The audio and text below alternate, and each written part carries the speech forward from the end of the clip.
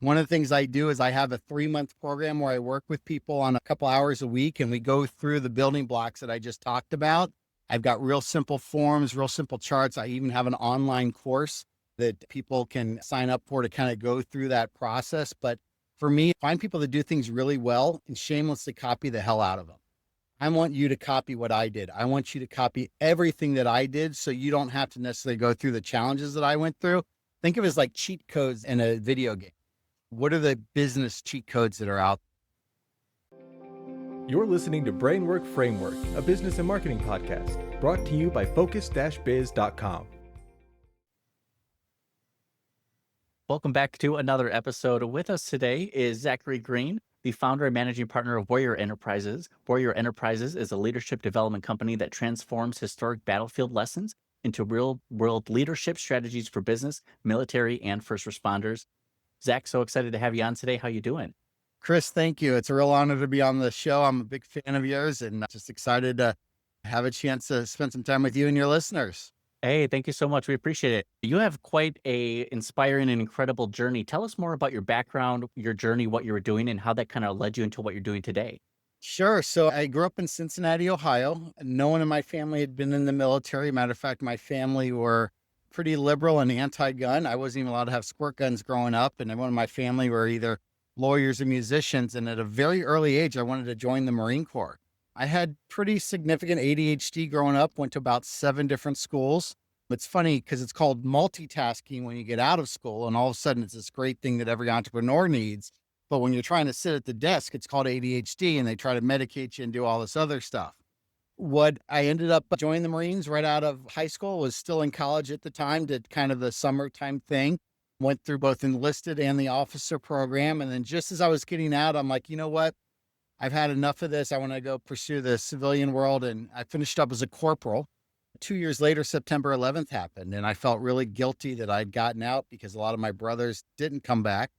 And I had a full-time job then at Eli Lilly. I was in brand development and marketing. And one of my favorite assignments was doing leadership development training. I became a volunteer firefighter because I felt that was the new forward line of the battle. And our homeland needed to be protected just like some far off distant lands. And I got lost in a fire. It was a really scary situation right when I first started. And I wanted to figure out, how can I not have other firefighters go through this? And Eli Lilly, specifically around corporate branding, we never sell features in our medicines. We talk about the problem, diabetes, mental health, whatever. And then we talk about the solution around that brand. The problem I had wasn't that I just got lost in a fire. I got disoriented. I couldn't see my way around because it was dark. And I remembered as a grunt in the Marines, our infantrymen, we had these glow in the dark taps on the back of our helmet. And I thought, what if I could apply those same technology to firefighter technology? Started working on a couple different products and developed some prototypes, started selling it out of the trunk of my car, made $5,000 in 6 months. And my fire chief sat me down and says, look, you've got something that's going to change the fire service. Stop treating it as a hobby. And I remembered a quote from Teddy Roosevelt. He said, if you're faced with a monumental decision, the best thing to do is the right thing. The next best thing to do is the wrong thing, but the worst thing to do is to do nothing. So quit my job at Lilly, maxed out my credit cards, went to this trade show. In 3 days, I booked $100,000 in sales. The problem was I had no money left. I had no manufacturing. I had no way to fill these orders, but I'm a Marine and we always accomplish our mission. And I remember telling everybody that told me, hey, you got to start returning orders and you got to close up shop. And I'm like, no, this is how I work. I always accomplish the mission. And over the next 10 years, it was brutal, but I grew it into about a $30 million company. And it was through those things that I learned in the Marine Corps and those warrior traits that really helped me during those dark times and helped me really to grow it into where it is today. That is quite the journey, quite the experience. You are just a testament of what the American dream, the entrepreneurship is all about. Creating an idea, something that solves a problem here, and kind of the direction that it went to. You demonstrated product validation first before even saying, I'm going to build this huge product and create manufacturing. Let me just see if I can sell the idea yet. And you did. And now the second issue became fulfillment, but so grateful that you actually saw it through, because that's where a lot of entrepreneurs can fall apart, is the fulfillment piece. They hit that obstacle and they struggle to follow through. And I see a lot of veterans that are also getting into business. Is it that the military teaches so many veterans about how to be better leaders and that's a natural progression? Or do you think leaders kind of naturally gravitate towards the military? I think it's a little bit of both. You used to think I was made a Marine when I got down there. I think we all kind of had a little bit of that warrior ethos in us before we got down there. But the job of our military is not just to make great warriors, to great defenders, it's to make great Americans. And I think at the heart of what America is, it's the right to pursue the pursuit of happiness, the freedom to be able, not because of the color of your skin or your parents' name, you can do anything if you put your mind to it. You look at all the great success stories, they usually start off in really bad situations, and they use that challenge and that turmoil. The iron sharpens iron to grow. I think the easiest way to answer your question on why you see a lot of veterans, it's one word. And there's one word that is the difference between successful entrepreneurs and not successful entrepreneurs. It's grit. You just have to accept that no matter what problem is out there, there's a solution to the problem. The challenge is most people aren't willing to do what that solution is. In my case, that was putting my house on as collateral for a loan. In that case, it was not just firing one of my best friends, but suing one of my best friends because he really messed some things up within the company. Those are things that most people would never do that. But they say an entrepreneur lives the rest of their life like most people never could because they do those things early on like most people never would for those short times where they're going through those crucibles and challenges. Yes, absolutely. That grit and ability to overcome obstacles in the face of adversity is something that people need to have, especially as entrepreneurs. And now you've created this lesson that focuses on what being a warrior is and this brand as more of a leadership tool. Can you tell me more about this program, some of the key lessons or the pillars that it's kind of built upon? So as I started doing research for my book, Warrior Entrepreneur, Lessons from the Battlefield to the Boardroom, I started to realize we always want to chase these new leadership trends. So it's John Maxwell, it's Tony Robbins, it's Simon Sinek, Malcolm Gladwell. They're phenomenal. Don't get me wrong. But there's timeless leadership lessons that have not changed from all the way back in the Spartan times of ancient Rome or Greece and the Bible and Civil War, these core leadership things. And I started to find these common traits with warriors, and they were the same common traits that I saw from Walt Disney, from Elon Musk, from Mamafuku Ando, who invented the ramen noodles, instant ramen noodles. And it was this concept of grit and inspiring others. And so what I said is, okay, there's enough MBAs out. There's enough of what I call intellectual derelicts that have unbelievable brilliance, but they can't communicate with people. It's easy for someone that's smart to talk about complicated things. The difficult thing is how can they take something complicated and break it down super simple? As we said in the Marine Corps, Sesame Street style or Barney style, for those of you are old enough to remember. So that was one part, is how can I teach these warrior lessons? The second thing was a lot of my brothers and sisters have committed suicide since they've been out, and it's an epidemic problem. They say it's 22 a day. It's not 22 a day. It's like 40 or 50 a day. And there's three main reasons why they do it. The first reason is they stop moving. There's a real connection between just exercise and getting outdoors and moving. The second one, I can't really do much about that. That's something that's up to each individual. Second one is they lose their tribe. They lose that brother. You mentioned your brothers in the Marines. I'm sure if we met, we would have a connection that is so deep, even though we never met each other because we have that shared heritage. So you miss the tribe, the people you can talk to, you can cry with, you can drink with, you can party with, they understand your bad jokes and that's. But the third one that really gets that veteran to make that horrible ultimate decision is they lose their sense of purpose.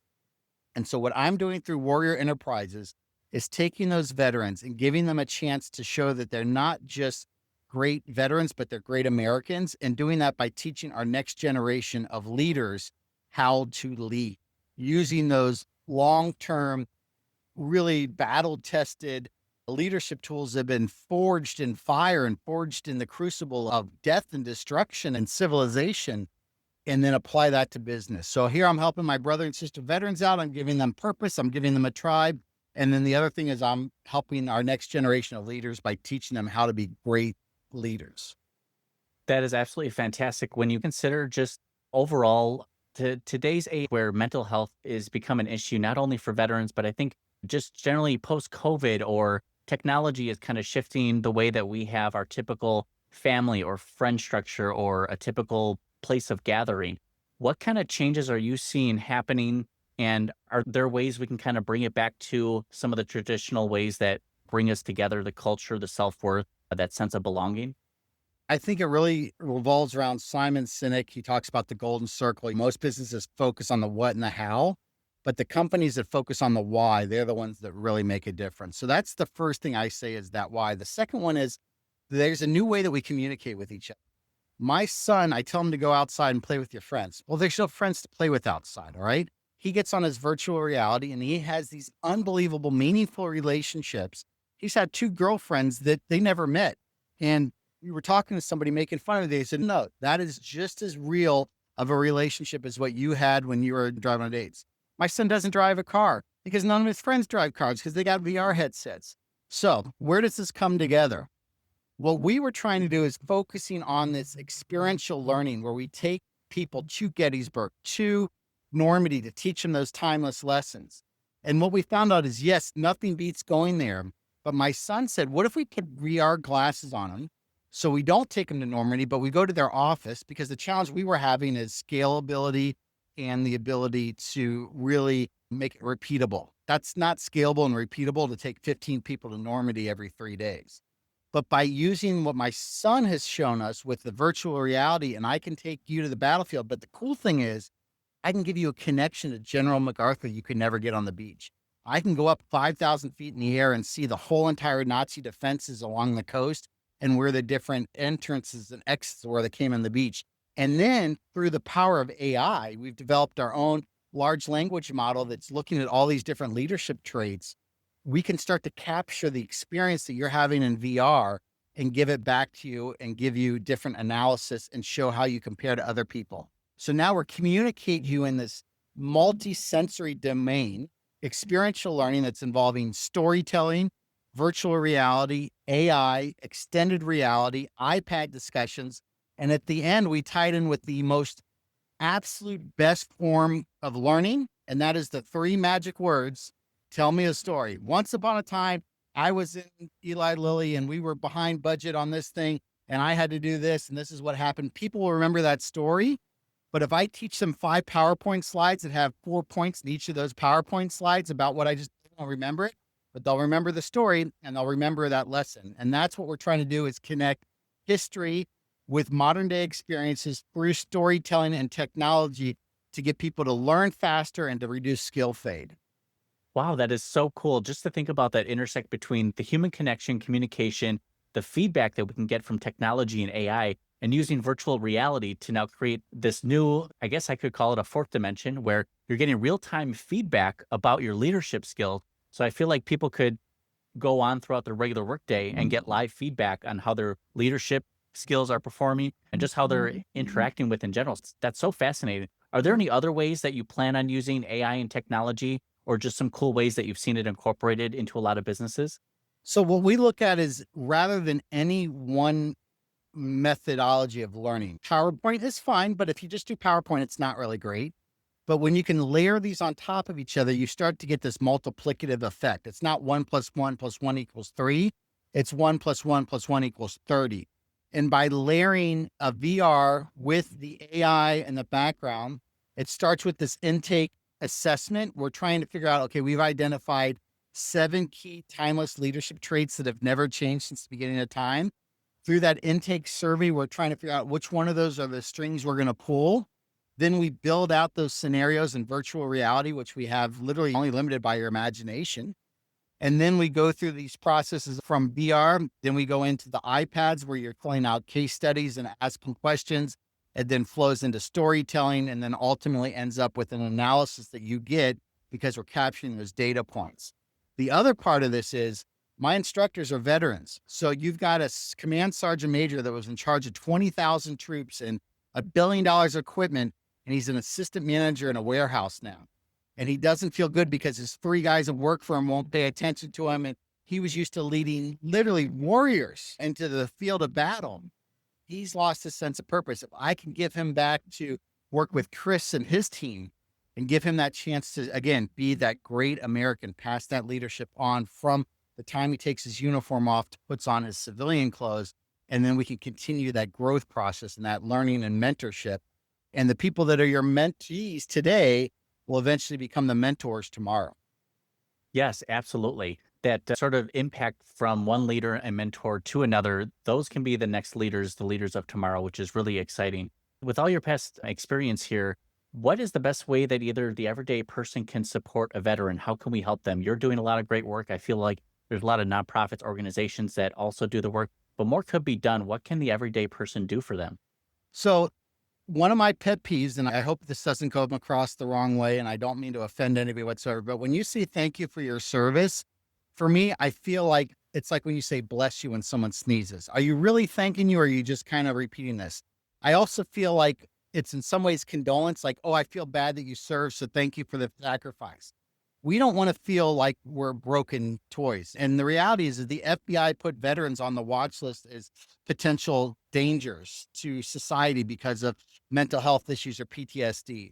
If you want to thank a veteran for their service, let them continue to serve. And through whatever that is, through being in Boy Scouts or Girl Scouts, it's through leadership programs, hire them. That is the best way you can thank a veteran, is let them show you, because I will take a 22-year-old kid that grew up in the inner city that barely made it out of high school, but he literally was able to solve problems like you wouldn't imagine in the infantry or in logistics or whatever else.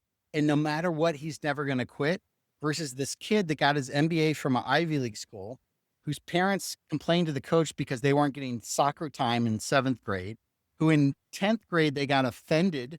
So the principal brought everyone together and said, oh, you can't use those. Those are trigger words. Then they get to college, and as soon as they get somebody with a counterpoint of view to what they have to go to a safe space. And then they finally get out in the real world and they get crushed like a little paper tiger. That is who we think is the good leaders. They're not. What handed to you every now and then? Iron sharpens iron. The only way you get your muscle strong is by ripping them apart through weight training, and then they grow. And if you want to thank a veteran, give them the opportunity to continue to serve. That is very well said. And it's something that it's almost compulsory or reactionary to bless you, to thank you for your service. What else could we say, or if unsure of how to respond? So that's kind of the standard template that people go to. But it was more about practical ways to really connect and reach with veterans and how to give them that purpose. I feel like many other people, with things changing, have lost that sense of purpose and self-worth and that human connection. And maybe by trying to protect people, we've comforted them too much. And the real life experiences really shape you as an individual and teach you a lesson that just being told something won't change. So something to keep in mind as we kind of reshape the leaders of tomorrow and what we want our people to be. Well, I'm sure I'm going to mess this quote up, but it's something like, weak men create hard times create strong men create weak times, and then weak times create weak men. I'm sure I messed that up, but somehow that circle comes through. Is eventually you're getting to the point where, as the helicopter parent, you're so worried that our kid's going to have a problem, we've never given them a chance to really grow and to do that next thing.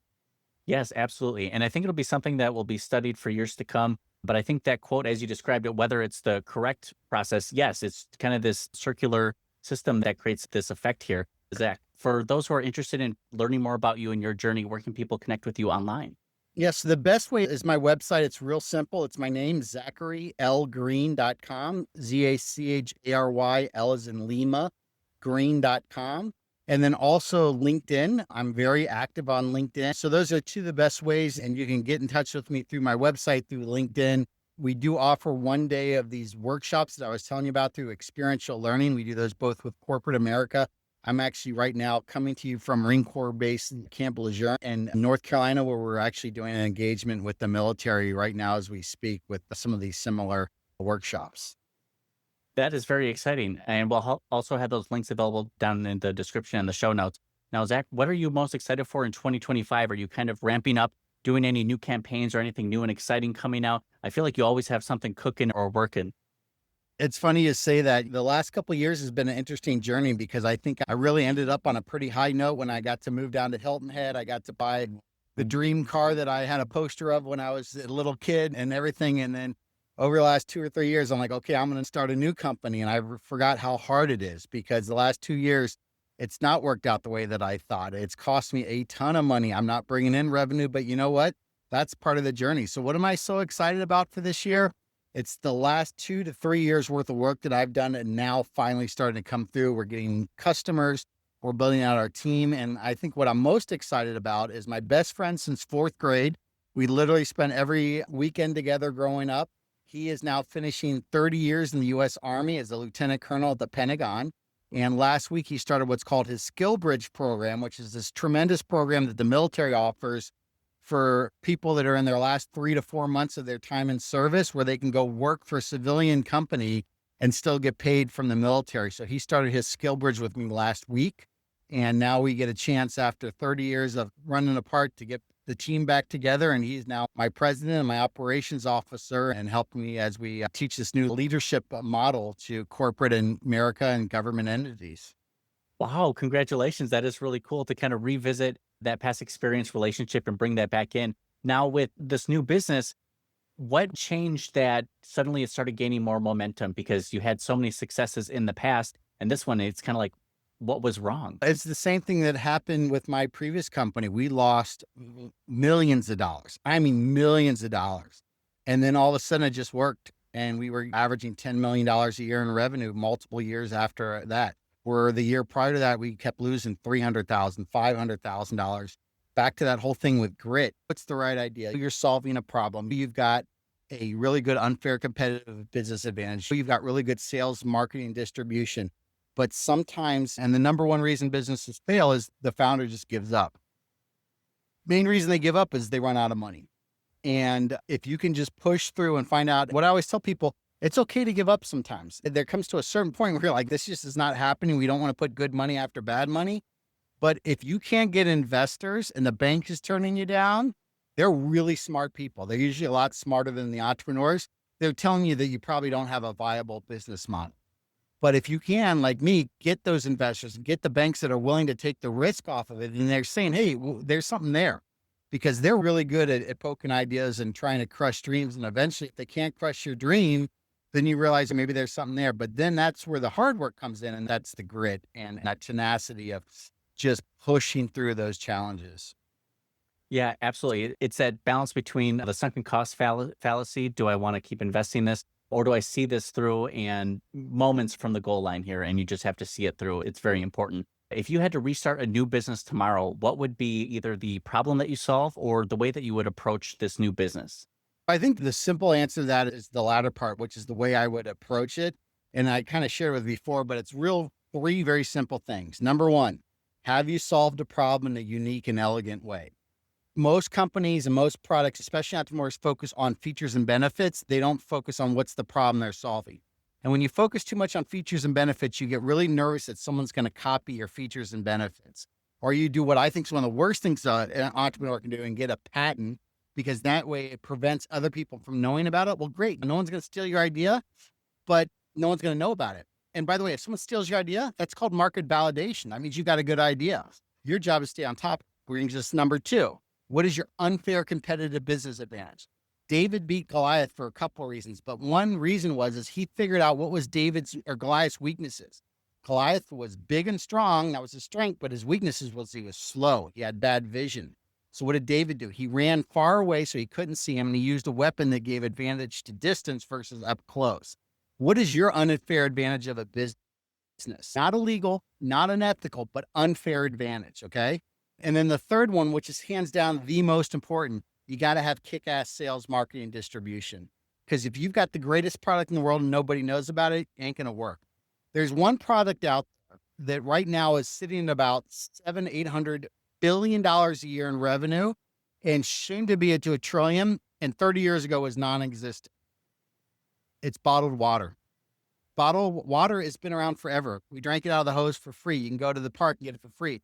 But because Coca-Cola bought Dasani and they said, we can market this thing. And all of a sudden people start showing up with these water bottles at the soccer games and stuff. And people are like, oh, I can buy water instead of having to go to the hose. It was all because of marketing distribution. Because at the end of the day, water is water.